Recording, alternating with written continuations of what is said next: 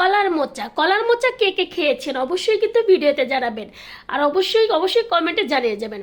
আজকে কলার মোচা খাবো, আপনারা কে কে কলার মোচা খান অবশ্যই জানাবেন। তো কলার মোচাটা ছাড়িয়ে নিব, আমি আপনাদেরকে দেখাচ্ছি, ভিডিওতে অবশ্যই দেখবেন, দেখতে থাকুন। এই যে সব ছাড়িয়ে নিয়েছি।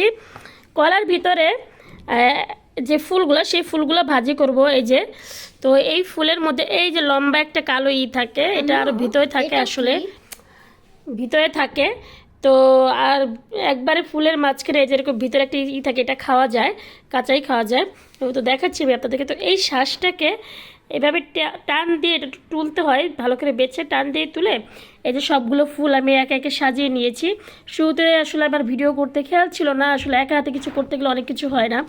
আর একদম গুড়ি যেগুলো, এগুলো না তুললেও চলে, ওখান থেকে সরো আয়াত, না তুললেও চলে। কিন্তু এইগুলো যে বড়গুলো আর এই যে নিচে বড়গুলো যেগুলো আছে, এগুলোর শ্বাসগুলো বের করে নিতে হবে, এগুলো শক্ত শক্ত হয়ে থাকে, সিদ্ধ হয় না। আর এটাকে এখন আমরা খাবো। এই যে কলার মাঝখানের যে মোচাটা, মেইন মোচাটা, এটা বের করে ফেলছি। এখন এটা আয়াত খাবে, শুরুতে প্রথমে খাবে আয়াত।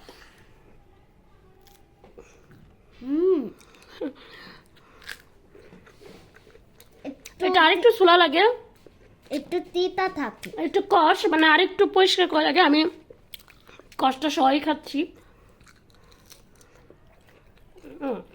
এই মাঝখানটা খাও এখন, ঠিক আছে? উপরে পাটগুলো সহই নিয়েছি আমি, শেষ।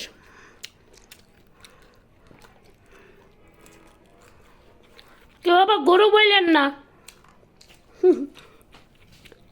এখানে মোচা আমি কালকে রাতে যেহেতু বেঁচেছিলাম, তাই মোচা এমনি রাখলে সাধারণত কেটে তো কালো হয়ে যায়, যার জন্য আমি হালকা হলুদ আর লবণ দিয়ে এটা আর কি একটু ভাপ দিয়ে নিচ্ছি, মানে হাফ সিদ্ধ করে নিচ্ছি। মোচার সাথে যেটা আলু দিয়েছি কুচি করে।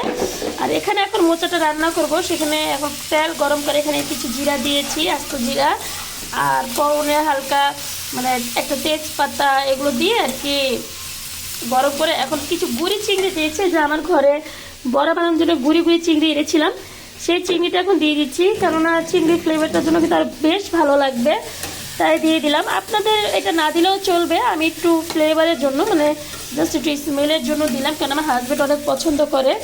তো এটাকে এখন আমি ভাজা ভাজা করে নিব, পেঁয়াজ দিয়ে চিংড়িটা দিয়ে ভাজা ভাজা করে নিব, তারপরে এই মোচাটা এখানে দিয়ে দিব। তো চিংড়ি পেঁয়াজ এই যে ভাজা হয়ে গিয়েছিল, হয়ে যাওয়ার পরে আমি এইগুলো দিয়ে দিয়েছি, দিয়ে একটা নাড়া দিলাম আর কি, মিলিয়ে নিলাম। তারপর আপনাদের কাছে দেখাচ্ছি, এই যে এইভাবে এখন আমি সুন্দর করে ভেজে মচমচো করে নেব, মানে একদম কোনো পানি এখানে থাকবে না, একদম মানে ঝরঝরে করে ভেজে নিব একদম পারফেক্টলি। এই মোচা ভাজাটা কিন্তু অনেক ভালো হয়, অনেক মজা হয়। আমি আপনাদেরকে লাস্ট লুকটা দেখাবো, আপনারা থাকবেন আমার সাথে। তো এই তো ফাইনালি আমার মোচা ভাজি করা শেষ। চিংড়ি ছোট ছোট যে দেখা যাচ্ছে কিনা আমি জানি না ভিডিওতে, এই যে ছোট ছোট চিংড়ি দিয়ে ভাজি করেছি। এই যে এটা কিন্তু খুবই লোভনীয় হয়েছে, আর খেতে কিন্তু দারুণ টেস্টি হয়েছে, আর শরীরের জন্য খুবই ভালো। আপনারাও কারা কারা মোচা ভাজি খান কমেন্টে জানাবেন।